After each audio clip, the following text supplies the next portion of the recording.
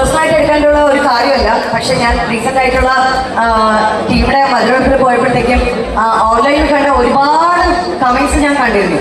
പക്ഷെ ഞാൻ ഒരിക്കലും ഇത് കേരളത്തിൽ നിന്ന് മലയാളീസിൽ നിന്ന് എക്സ്പെക്ട് ചെയ്ത കമന്റ്സ് അല്ല. So I talk about it later, but I just wanted to mention it here because ആദ്യമായിട്ട് ഞാൻ ഒരു വർഷം കഴിഞ്ഞിട്ട് ഒരു നമ്മുടെ സ്വന്തം ടീം എന്ന് പറഞ്ഞാൽ എൻ്റെ ബ്രദറാണ്. ബ്രദറിനേക്കാളും ഇറ്റ്സ് ലൈക്ക് നമ്മുടെ ഒരു സ്വന്തം അമ്മയുടെ എന്താ പറയുക, ഇറ്റ്സ് ലൈക്ക് അങ്ങനത്തെ ഒരു ബോണ്ടാണ്.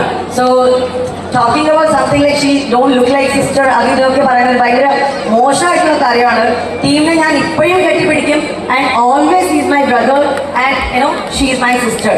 സോ ആ ബോണ്ടാണ്. ബിക്കോസ് നമ്മൾ 7 years കഴിഞ്ഞത് ഒരു ഫാമിലി ആയിട്ടാണ്, നോട്ട് ജസ്റ്റ് ലൈക്ക് ആർട്ടിസ്റ്റ് ആയിട്ടല്ല.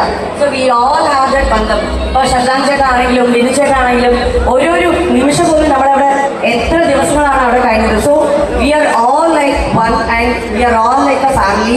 സോ അതിൽ നിങ്ങൾക്ക് പറയാൻ ഒരു വാക്ക് പോലും കിട്ടത്തില്ല.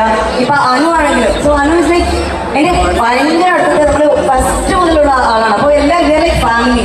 So accept as like family.